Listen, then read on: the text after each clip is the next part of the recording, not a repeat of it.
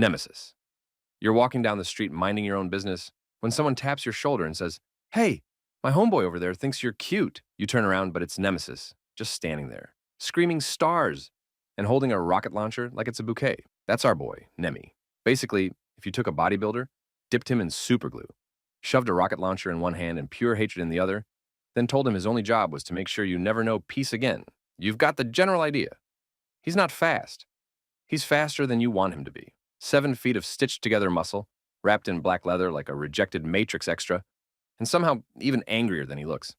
Bullets don't stop him. They just make him pause. Like, ow, rude. And then he's sprinting again. Tactics? Doesn't care. He'll run straight through a brick wall just to ask if you've seen Jill Valentine. And his head?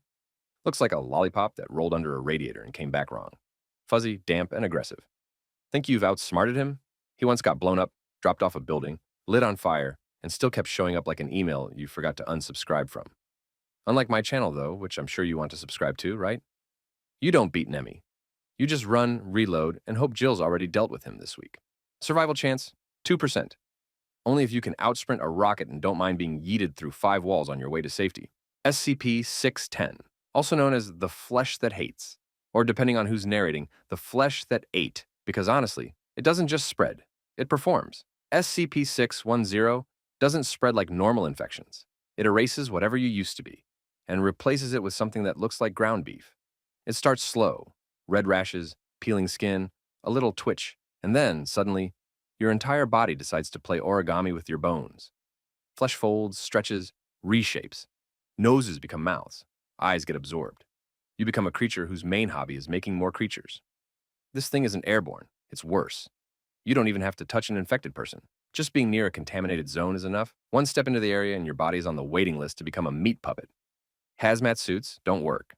Fire slows it down. Nukes? Might as well be throwing soup at it. And the worst part? The infected are aware. They remember things. Sometimes they scream for help while rearranging themselves into furniture. There's no cure. And if you were planning on beating your meat in the containment zone, good luck becoming the meat. You don't run from SCP-610. You just avoid Siberia and pray it stays frozen. Because if it spreads, yeah, Earth becomes one giant meatball. And trust me, there's a lot at stake. Survival chance is 0.01%. But hey, you might get turned into a Skinwalker Picasso first. So that's something. Goku Black. You ever wish you could fight Goku? Cool. Now imagine Goku, but smug, psychotic, and dressed like he pays extra to shop in the evil deity section. That's Goku Black. He's not a clone. He's Zamasu, a god, who stole Goku's body and said, "Yeah, this'll do nicely."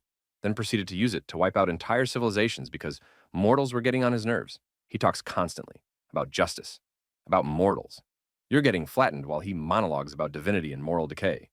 Bro never stopped talking for real. And then he levels up. Turns pink, literally. Super Saiyan Rose. Which sounds cute, right? It's not. It's as if a flower punched you through a mountain. And he doesn't just fight dirty, he fights extra. Energy blades out of nowhere, portals, self-duplication, casual city destruction.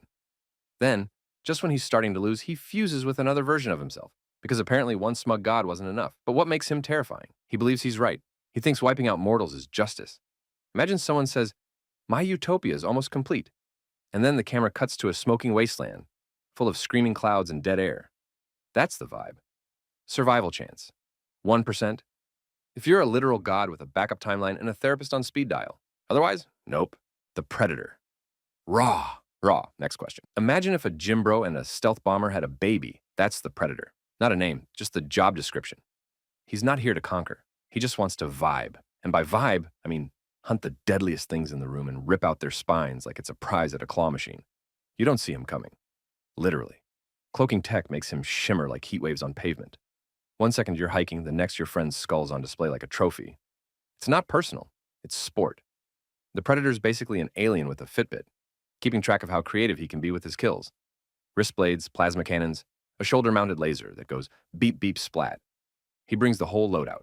He doesn't talk. Just growls and clicks like his mouth is trying to solve a Rubik's Cube. If you're unarmed, he might spare you. Might, if he's feeling noble. But the moment you try anything brave, he's already behind you, uncloaked, analyzing your skull shape for shelf appeal. You don't beat the Predator. You entertain him. And when the game's over, he doesn't rage quit. He just nukes the map and leaves. Survival chance, 5%.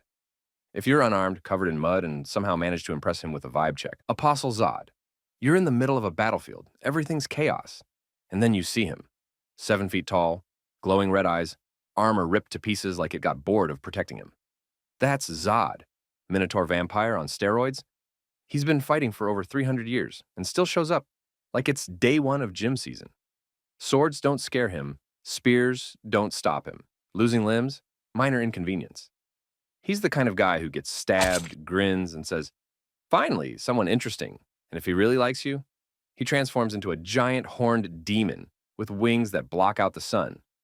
Not because he has to, because he wants to see if you scream different in beast mode. Zodd doesn't care who you are. Soldier, king, background extra. If you're strong, you're on the menu.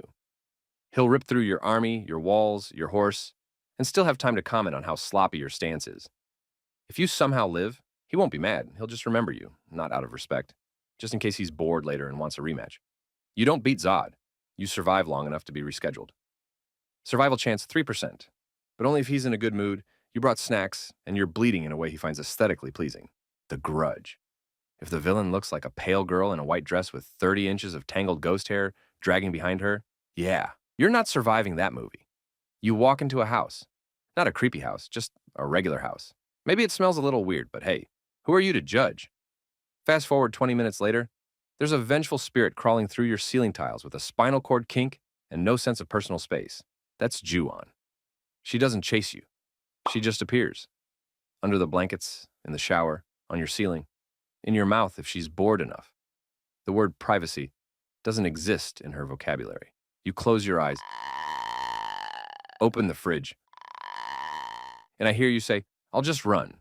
Cute. She's already in your Uber, checking the route. You can't undo the curse. No escape clause. No, I was just visiting. The moment you walked into that house, it was over. She doesn't kill out of rage. She kills because you exist, and she'll keep showing up until your spine folds like a cheap lawn chair. Like, lady, what even are Ju-on? And yeah, Scary Movie 4 made fun of her. Cindy tried to talk her down in fake Japanese. Toyota, sushi, teriyaki Honda Civic, and for a split second, it almost worked. Because even the ghost was like, what in the cultural appropriation is this? But unless you're backed by parody logic and plot armor, you're not surviving this one. Survival chance, 0.5%. Only if you're Cindy Campbell or fluent in ghost repellent nonsense and extreme boundary setting. Cartoon cat. You see a shadow in the distance? Tall, cat-shaped. You go pss, pss, pss, and suddenly the hallway's longer, the lights flicker, and reality doesn't feel like it's following the rules anymore. If Felix the cat got fried, possessed, and then fed it cursed VHS tapes from the 1930s, you'd get something close.